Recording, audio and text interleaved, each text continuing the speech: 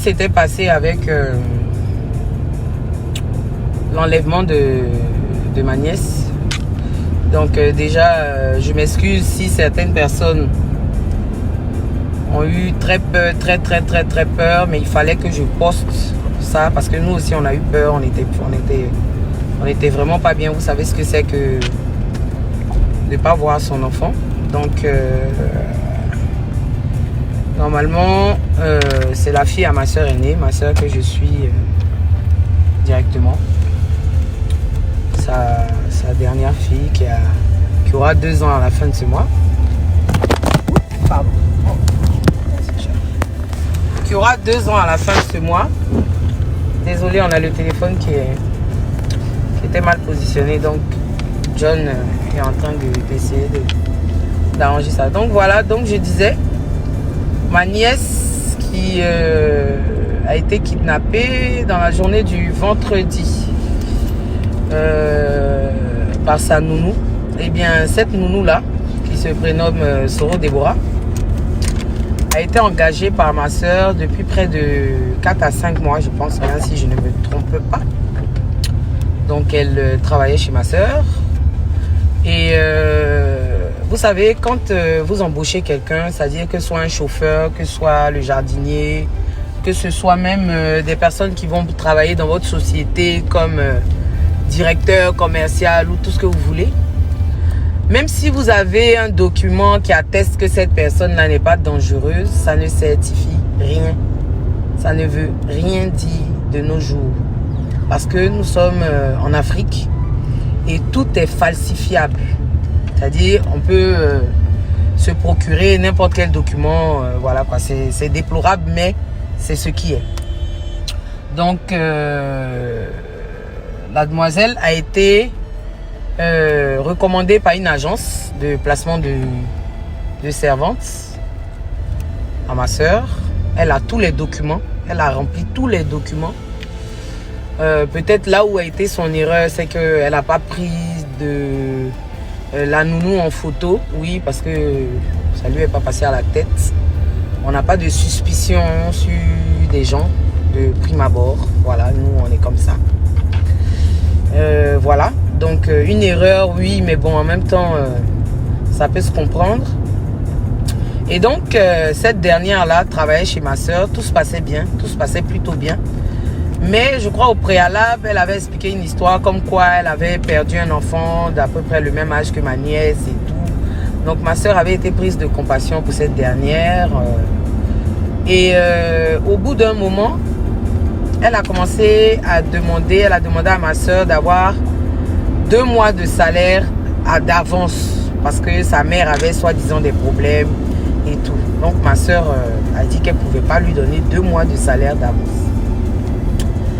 Et il s'avère que ma soeur doit effectuer une course très urgente. Donc comme par habitude, ce qui est normal, elle laisse ses enfants à la nounou à la maison. Je pense que d'aucuns me diront que pourquoi elle a fait ça, pourquoi elle a laissé ses enfants avec la nounou. On laisse tous nos enfants aux nounous pour aller au travail. Aujourd'hui, nous sommes des femmes battantes, des femmes leaders. Donc on a des entreprises, on travaille pour des gens. Le matin, on se doit d'aller chercher le pain pour nos enfants. Donc c'est ce qui est tout à fait normal. Donc ma soeur la laisse avec les enfants. Et cette dernière laisse la plus grande, qui est âgée de, je crois elle a 7 ou 8 ans, et elle prend le bébé, elle fait la valise du bébé et elle part avec le bébé en laissant l'autre dans la maison. Et pendant la journée, ma soeur prend la peine d'appeler la nounou pour savoir si tout va bien. Elle la rassure en disant que oui, les enfants sont en train de jouer, oui, les enfants ont mangé, oui, ils sont en train de faire la sieste. Pendant que la dernière avait pris déjà la fuite. Donc, je vous épargne les détails lorsque ma soeur se rend compte que sa fille n'est pas là, la dernière n'est pas là, et que la plus grande est laissée toute seule à la maison. Donc, c'est panique à bord, tout le monde. Moi, j'étais avec John, avec des amis, avec mon cousin et tout ça. Donc c'est panique. Et voilà, on on alerte la police. Je remercie par ailleurs en même temps le commissaire Hello de la PJ du plateau. Vraiment un monsieur très gentil. Qui s'est mis à disposition aussitôt. Qui nous a demandé, qui nous a aidé en activant ses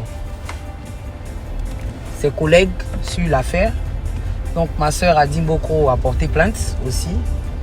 Je remercie aussi la dame qui a pu garder la plus grande le temps que ma soeur arrive. Donc c'est une voisine. Et c'est ainsi que on a commencé les recherches, la police, avec monsieur Koulibaly de police secours, avec regarde là-bas. Avec monsieur Koulibaly de police secours, avec commissaire Obrou, à qui je fais un grand big up, commissaire Bakayoko. Merci ces personnes-là que j'ai appelées, qui ont été vraiment promptes. Au procureur de Dimbokro aussi, qui a jugé bien de se mêler de cette affaire. À monsieur, j'ai oublié son nom, qui est à San Pedro, comment il s'appelle le tonton là? Le secrétaire régional, je crois que c'est comme ça qu'on dit, à San Pedro là-bas, j'ai oublié son nom, un gentil monsieur aussi, qui nous a aidés. À toutes ces personnes-là qui ont vraiment participé de près ou de loin, merci aussi pour toutes vos prières et tout ça. La police a fait son travail. Merci à Abous, merci à Marlène, les amis de ma soeur qui ont été là, qui ont laissé leur famille, qui sont venus rester auprès de ma soeur tout ce temps, l'aider à chercher sa fille et tout ça. Merci à vous. La police a fait son travail et par la grâce de Dieu, je ne vais pas rentrer dans les détails pour ne pas divulguer comment la police a pu l'attraper, pour ne pas que certaines personnes se servent de ça demain pour déjouer les plans de la police. Mais il s'avère qu'elle a été retrouvée dans un village non loin de San Pedro. Voilà, avec le bébé. Elle faisait sa life.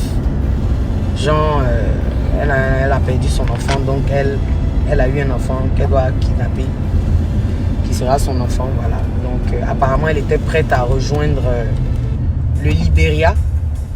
Mais comme je dis, je réitère, merci à la police, à la promptitude de la police ivoirienne qui a fait son travail.